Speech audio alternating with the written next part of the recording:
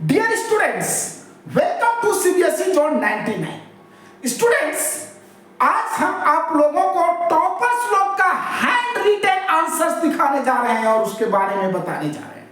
Toppers लोग कैसे answers लिखते हैं, जो टॉप करते हैं वही हम आपको दिखाने जा रहे हैं। आप भी उसी तरह से आंसर्स बनाइए, लिखिए, आप भी टॉप करेंगे। वीडियो को ध्यान से देखिए, पॉज मत कीजिएगा। तो चलिए बिना समय गंवाए हम लोग स्टार्ट करते हैं। हमारा पहला प्रश्न है। पहला प्रश्न यहाँ क्या है स्टूडेंट्स, देखिए, from which of the following country Giuseppe Garibaldi belong to. Giuseppe Garibaldi कौन सा देश से था? तो ये तो हम लोग जान ही रहे हैं, इटली से था। बी नंबर करेक्ट आंसर क्या हो जाएगा? B number, Giuseppe Garibaldi Italian था, इटली का था। दूसरा प्रश्न देखिए, यहाँ आंसर लिखा हुआ भी है हमारे प्यारे दोस्तों।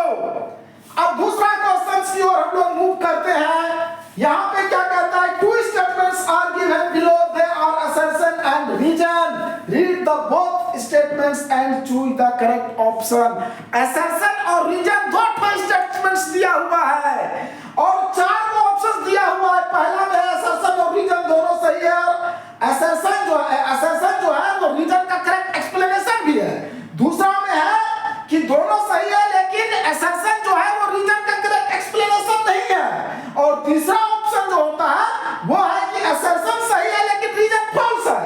और चौथा में जो ऑप्शन है उसमें है कि असर्शन फॉल्स है और रीजन सही है। तो ये चार में से कोई एक आंसर आपका सही होगा और जो सही होगा वही आपको चुनना है। तो देखिए क्या कहता है असर्शन में। The most serious sources of nationalist tension in Europe after 1871 was Balkan. After 1871 was Balkan. तो ये तो आप बिल्कुल सही है। दूसरा जो रीजन है, ये assertion है, रीजन में कहता है large part of Balkan was under the control of Ottoman Empire. तो ये भी बिल्कुल सही है।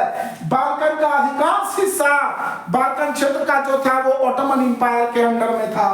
चलिए, अब दोनों सही है लेकिन असर्शन जो है वो रीजन का करेक्ट एक्सप्लेनेशन नहीं है। ये दोनों में कहीं कोई करेक्ट एक्सप्लेनेशन नहीं है, कोई संबंध नहीं है। दोनों अलग अलग स्टेटमेंट्स हैं, दोनों का कनेक्शन एक दूसरे से नहीं है, दोनों अलग अलग स्टेटमेंट है। तो दोनों तो ट्रू है, असर्शन भी ट्रू है और रीजन भी ट्रू है, लेकिन असर्शन जो है वो रीजन का करेक्ट एक्सप्लेनेशन नहीं है। इसलिए इसका राइट आंसर क्या हो जाएगा? कहां पे है? देखिए बी नंबर इसका राइट आंसर हो जाएगा। Both A and R are true but R is not the correct explanation of A. चलिए अब बढ़ते हैं हम लोग अगले प्रश्न की ओर। आंसर में देखिए वो भी लिखा है, जो टॉपर्स है उसका हैंड रिटन आंसर्स आपको हम दिखा रहे हैं, ध्यान से देखिएगा। इसी प्रकार से आप लोग भी लिखिएगा आंसर्स। जिस प्रकार से टॉपर्स लोग अपना आंसर्स लिखते हैं उसी प्रकार से अगर आप भी अपना आंसर्स लिखिएगा तो आप भी टॉप कीजिएगा हमारे प्यारे बच्चों। चलिए अब आगे बढ़ते हैं। अगला प्रश्न हमारा है, अगला प्रश्न क्या कहता है? अगला प्रश्न कहता है arrange the following events in chronological order and choose the correct option from the following. ये जो चार ऑप्शंस दिए हुए हैं इसमें से इसको जो है सब क्रोनोलॉजिकल ऑर्डर में आपको सजाना है और कौन सा ऑप्शन सही है ये आपको बताना है। तो पहला हमारा है, पहला नंबर में देखिए कहता है ट्रीटी ऑफ कॉन्स्टेंटिनोपल।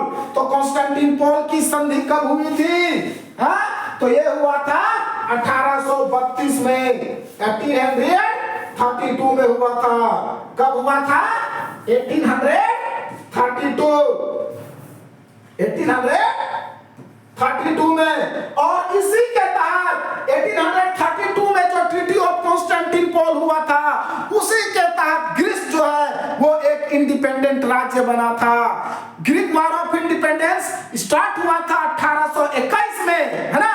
1821 में Greek war of independence start हुआ और ये फाइनली 1832 में ट्रीटी ऑफ कॉन्स्टेंटिनोपल के तहत एक इंडिपेंडेंट राज्य बना था।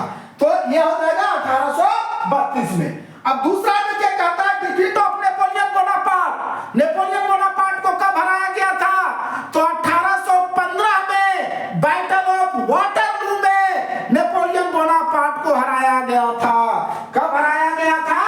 1815 में। कौन वाटरलू में।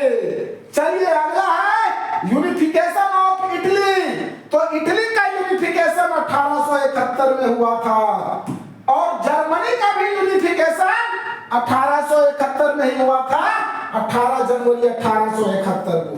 18 जनवरी 1871 को जर्मनी का भी यूनिफिकेशन 1871 में, इटली का भी यूनिफिकेशन 1871 में। हाँ, तो देखिए ये दोनों का हुआ था, लेकिन ये 18 जनवरी 1871 में हुआ था जर्मनी का। इसके बाद हुआ था, उसी वर्ष हुआ था, लेकिन इसके बाद हुआ था इटली का यूनिफिकेशन। तो अब इसको क्रमबद्ध सजाइए, क्रमबद्ध।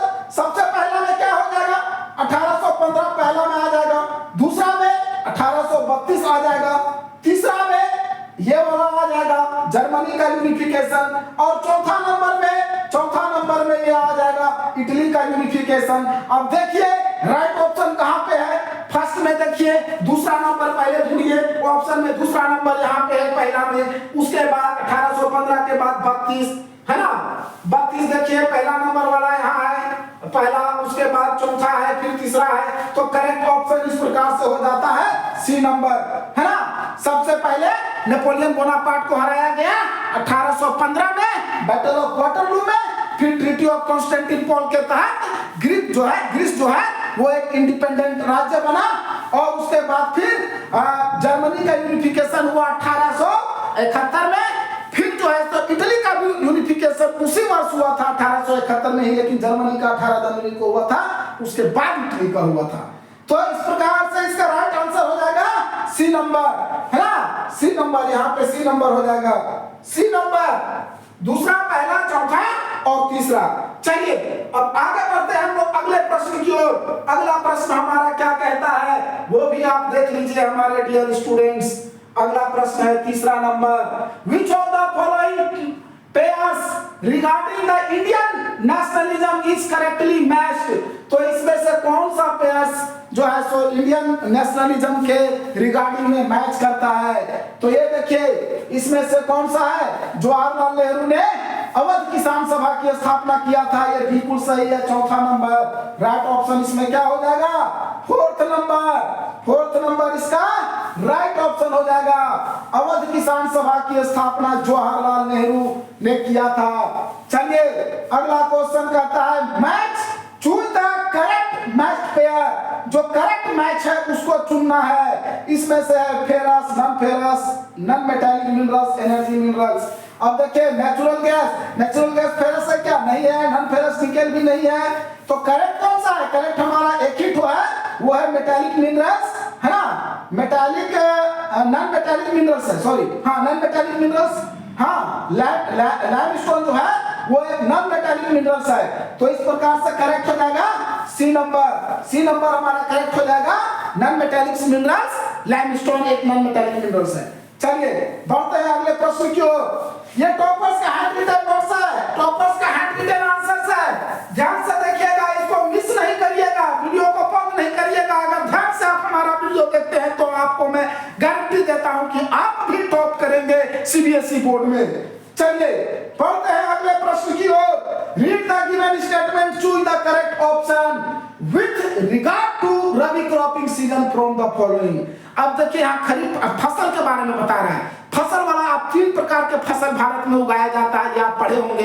एक होता है खरीफ फसल, दूसरा होता है रबी फसल और तीसरा होता है जेड फसल।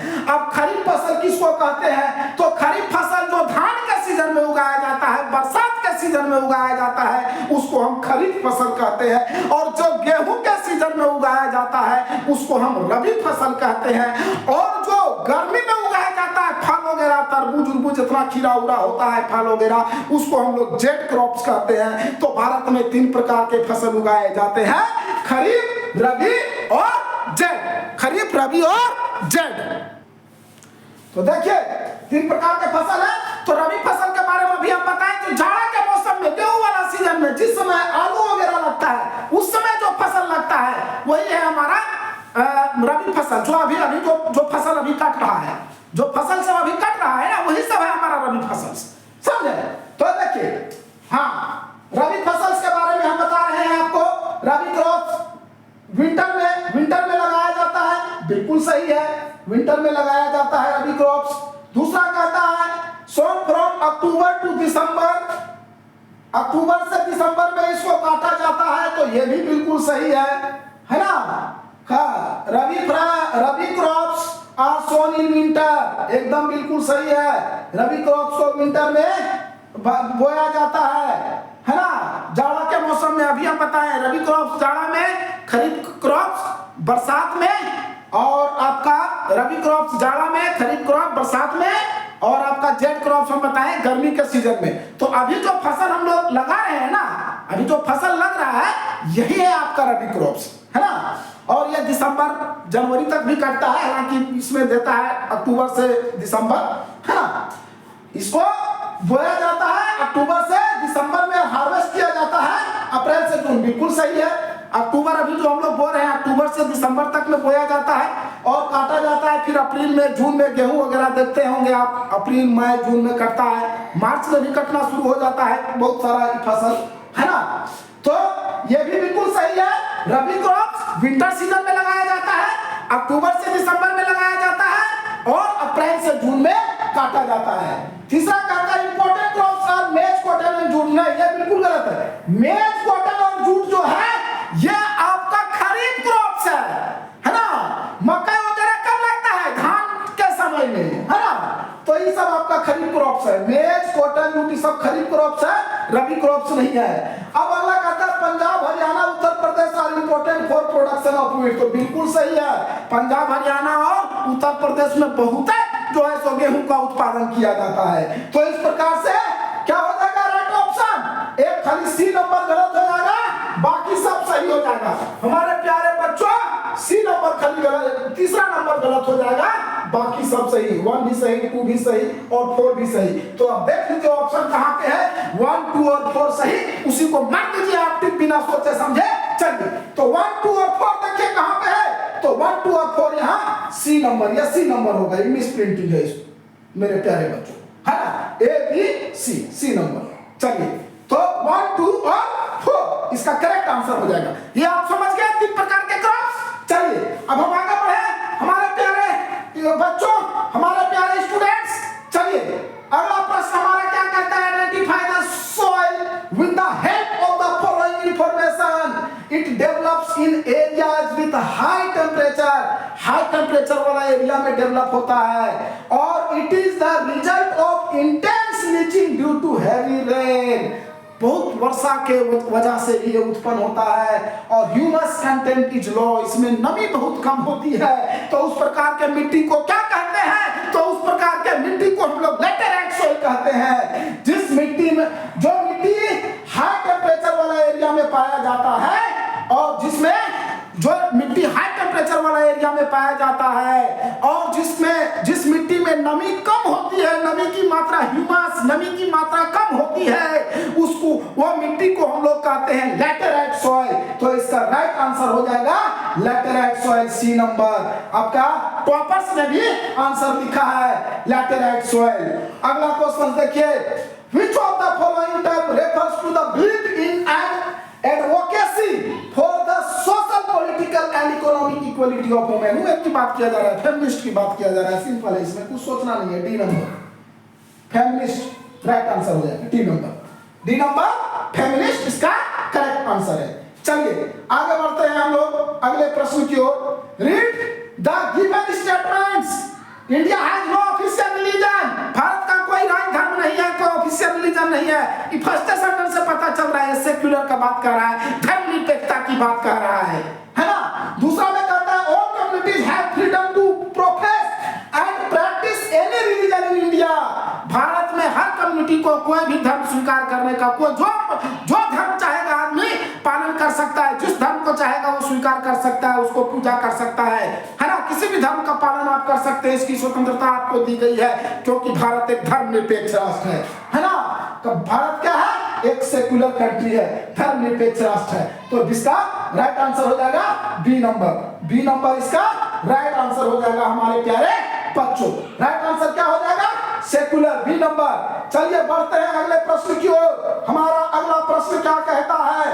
अगला प्रश्न कहता है match the column 1 with column 2 and choose the correct option. यहाँ लिस्ट के बारे में दिया हुआ है, तो आपको पता होना चाहिए स्टूडेंट्स। अभी तो लास्ट है, हम अगले सेशन में आपको सारा चैप्टर एक एक करके पूरा एकदम पूरा चैप्टर डीप में आपको बताएंगे।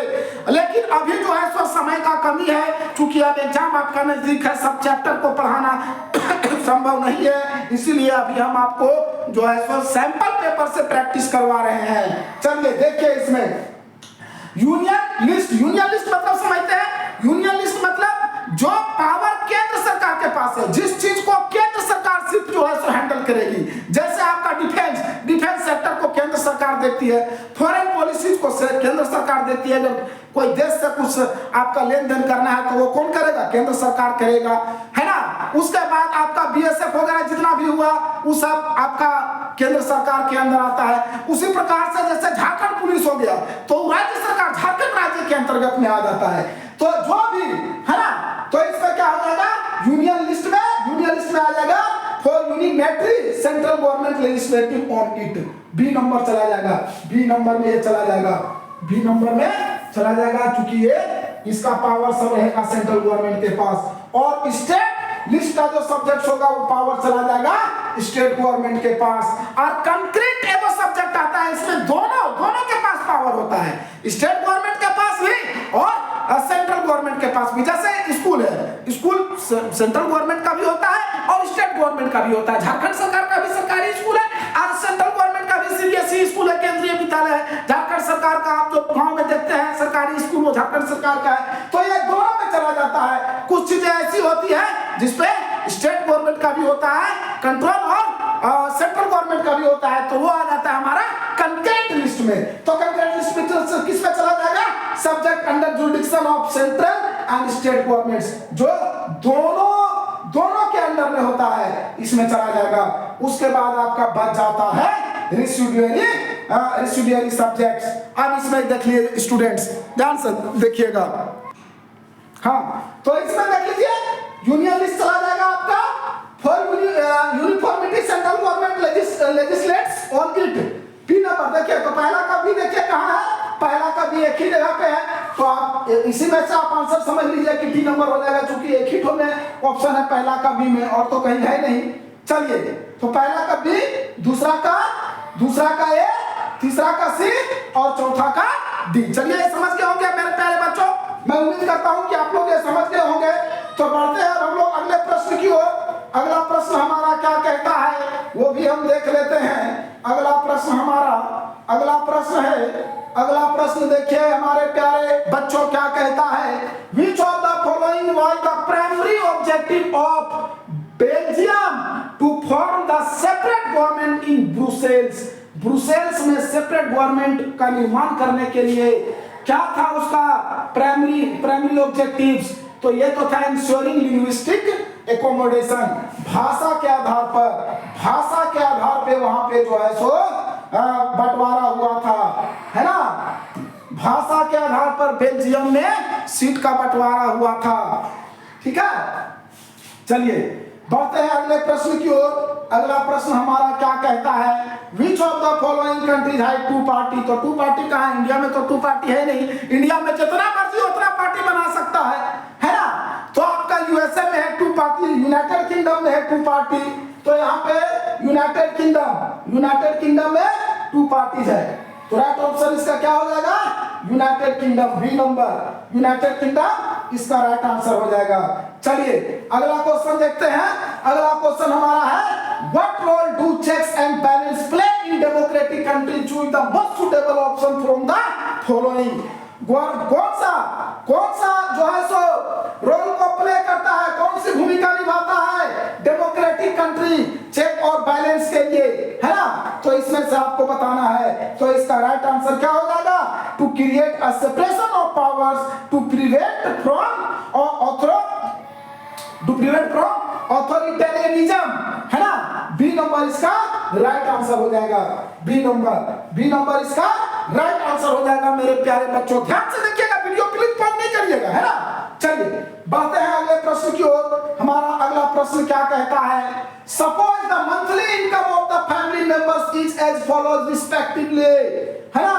तो अब इसमें कहता है कि ये दिया हुआ है the average income of the family would be, तो एवरेज निकालने के लिए तो ये तो बहुत आसान क्वेश्चन है, इसमें तो कुछ है ही नहीं, बस चारों को जोड़ दीजिए और कई वो 1 2 3 4 चार वो है तो चार को से भगा दे दीजिए, चारों को जोड़ करके जो आएगा वही आंसर हो जाएगा। तो चारों को जोड़ के देखिए कितना आएगा, तो चारों को जब आप जोड़िएगा तो आपका आ जाएगा 50,000 40,000 90,000 20,000 110,000 1,10,000 1,30,000 हो जाएगा 1,30,000 1,30,000 कहाँ से 1,00,000 10,000 लाख 1,30,000 हो गया। अब कई को यहाँ देखिए 1 2 3 4 को परिवार है तो 4 से भागा दे देंगे, यही अगर 5 को परिवार रहता तो 5 से भागा दे देते, पांचों को जोड़ते और 5 से भागा दे देते। 10 को परिवार रहता तो 10 को जोड़ करके 10 से भागा दे देते। जो हमारा आता आंसर जो हमारा फिर आता जो है सो आंसर वही हो जाता हमारा आंसर। तो 4 से भगा दीजिए, देखिए 4 तिया 12 3 से कट जाएगा, कितना बार में कटेगा 4 तिया 12 3 से कटा है ना, 3 से कट गया। अब यहाँ बचा 1 और 0 तो 4 दूनी 8 दो बार में कटेगा है ना। फिर यहाँ कितना बच गया, यहाँ 4 दूनी 8 हाँ 2 बचेगा 0 फिर कट जाएगा 4 5 20 5 बार में कटेगा, उसके बाद 2 0 बचता है तो 2 0 बैठा देंगे है ना। तो कितना आ जाएगा 32,500 32,500 आ गया सी नंबर, यही आपका हो गया एक्यूरेट आंसर। इस तरह का क्वेश्चन जब भी आएगा एकदम आसान है, जितना वो रहेगा जय को यहाँ रहेगा सबको जोड़ दीजिए और जय को रहेगा उतने से भगा दे दीजिए, हो गया आपका आंसर। कौन मुश्किल नहीं है, एकदम आसान है ना। 4 ठो था तो 4 जोड़ करके 4 से भगा दे दिए, और यही अगर 10 को रहता तो 10 को जोड़ करके 10 से भगा दे देते है ना। तो चलिए इसका राइट आंसर हो गया 32,500। देखिए टॉपर्स भी कितना बढ़िया लिखा है सी नंबर 32,500। इसी प्रकार से आप लोग आंसर लिखिएगा मेरे प्यारे बच्चों है ना, गड़बड़ाइएगा नहीं, गड़बड़ाइएगा तो फिर आप मिस करिएगा तो आप टॉपर नहीं बन पाइएगा। टॉपर बनना है तो इसी प्रकार से आंसर आप लिखिएगा है ना, हम आपको गारंटी देते हैं कि आप जो है सो टॉपर बन जाइएगा। चलिए बढ़ते हैं हम लोग अगले प्रश्न की ओर। अगला प्रश्न हमारा क्या कहता है, which of the following indices is given priority by the World Bank with respect to development।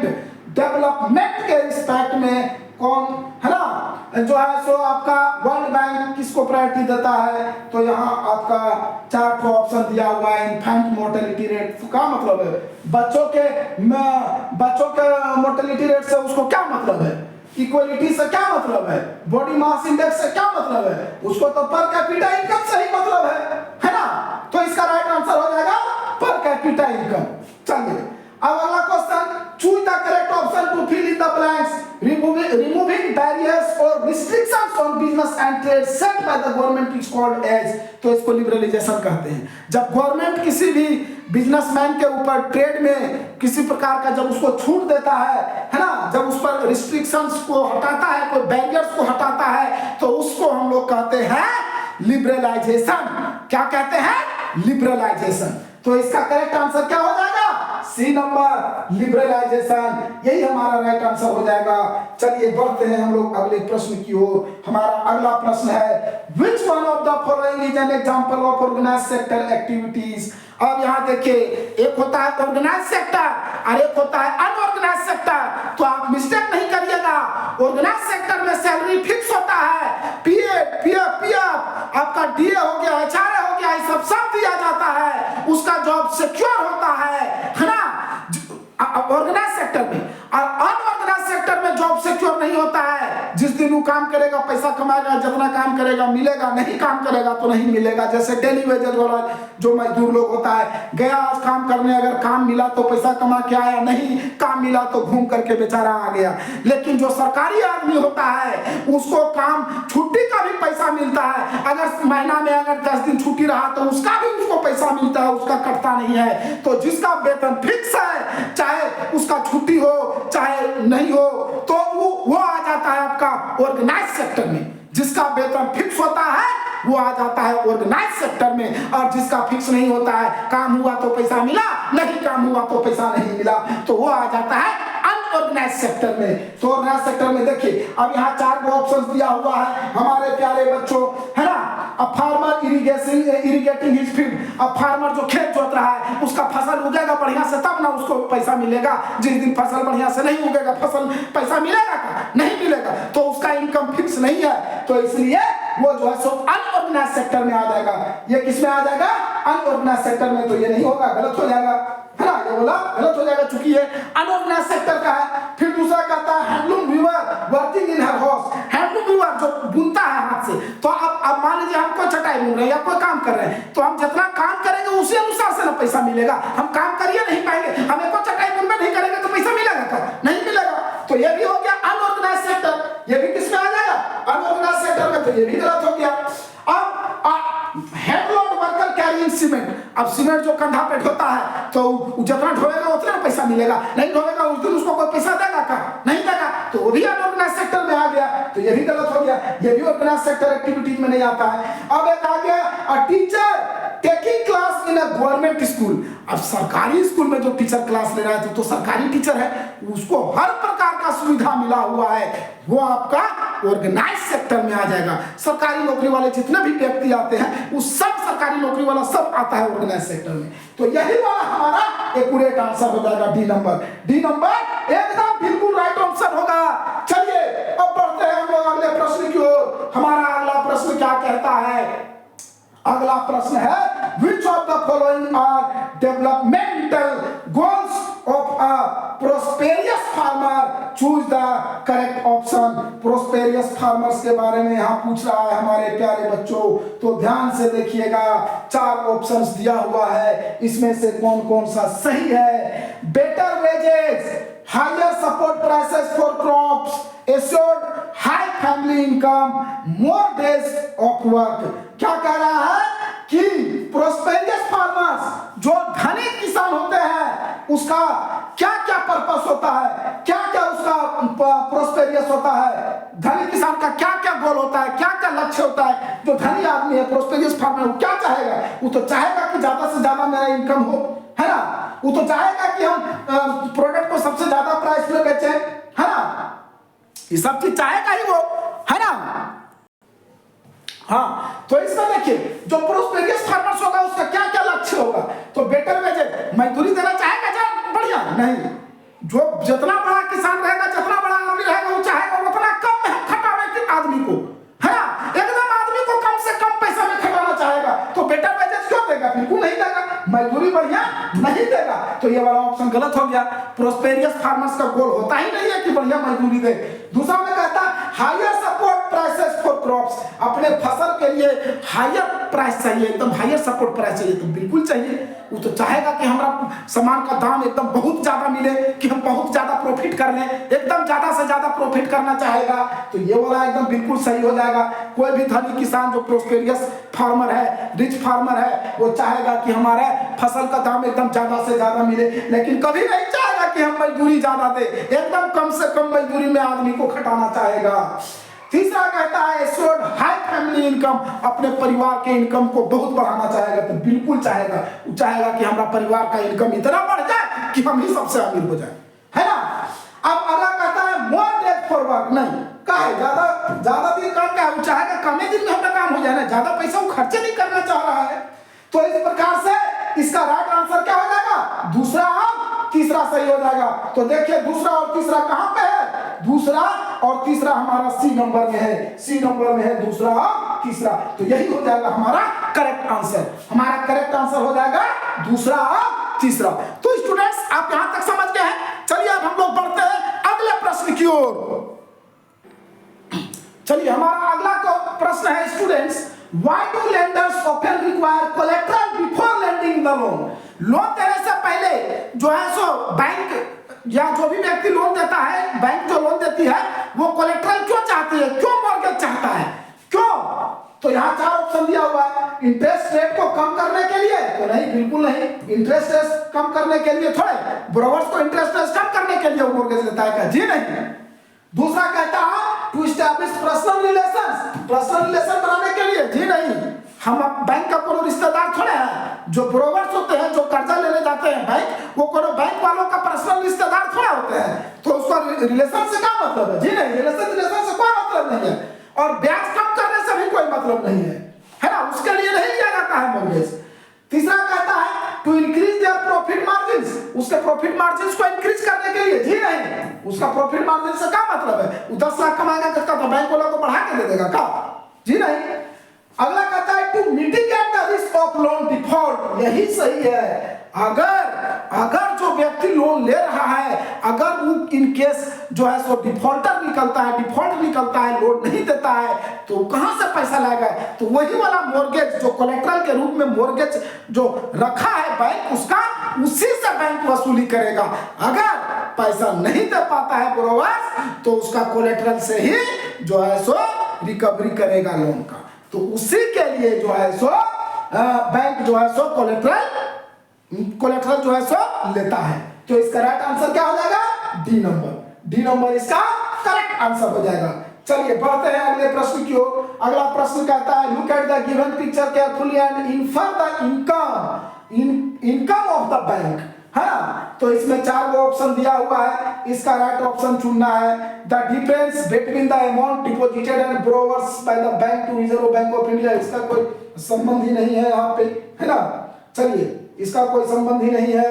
पहला नहीं होगा, दूसरा भी नहीं होगा, अब नहीं, दूसरा the difference amount of the interest between what is charge interest, हाँ दूसरा ही, दूसरा भी नहीं होगा। तीसरा कहता है डिफरेंस अमाउंट ऑफ इंटरेस्ट, नहीं, अमाउंट ऑफ इंटरेस्ट नहीं होगा, ये भी नहीं होगा। सी नंबर कहता है the difference of interest rate between what is charge from borrowers and what is charge from depositors, यही वाला बिल्कुल सही आंसर हो जाएगा, सी नंबर। इसका करेक्ट आंसर हो जाएगा सी नंबर। तो मेरे प्यारे बच्चों, ये हम 20 ठो आपको आज बताएं मल्टीपल चॉइस क्वेश्चन जो सीबीएसई बोर्ड में पूछा जाता है, एक नंबर का 20 नंबर का प्रश्न अभी हम आपको करा दिए। अब हम अगले वीडियो में आपको very short answer type question और शॉर्ट आंसर टाइप क्वेश्चन कराएंगे, फिर उसके अगले वीडियो में लॉन्ग आंसर टाइप क्वेश्चंस कराएंगे, है ना।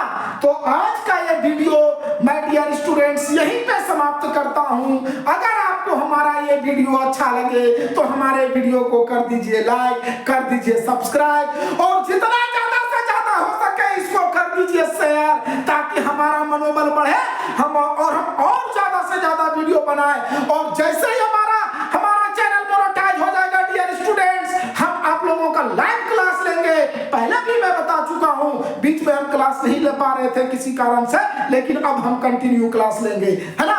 और जैसे हमारा चैनल मोनेटाइज होता है, हम आप लोगों का लाइव क्लास लेंगे बिल्कुल फ्री। और हम ही नहीं, हमारा पूरा टीम, जैसे संजय सर हमारे मैथ के टीचर है वो मैथ लेंगे, साइंस के टीचर महेश सर है वो लेंगे, हम आपका एसएसटी ले रहे हैं, इंग्लिश भी हम ले लेंगे, है ना।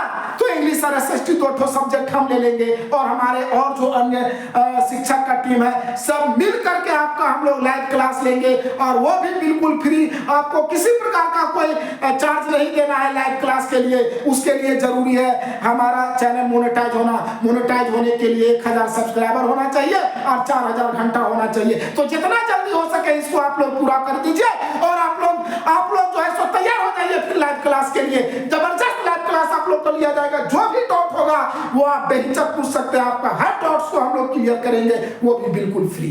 तो आज के लिए हमको इजाजत दीजिए। धन्यवाद हमारे प्यारे स्टूडेंट्स।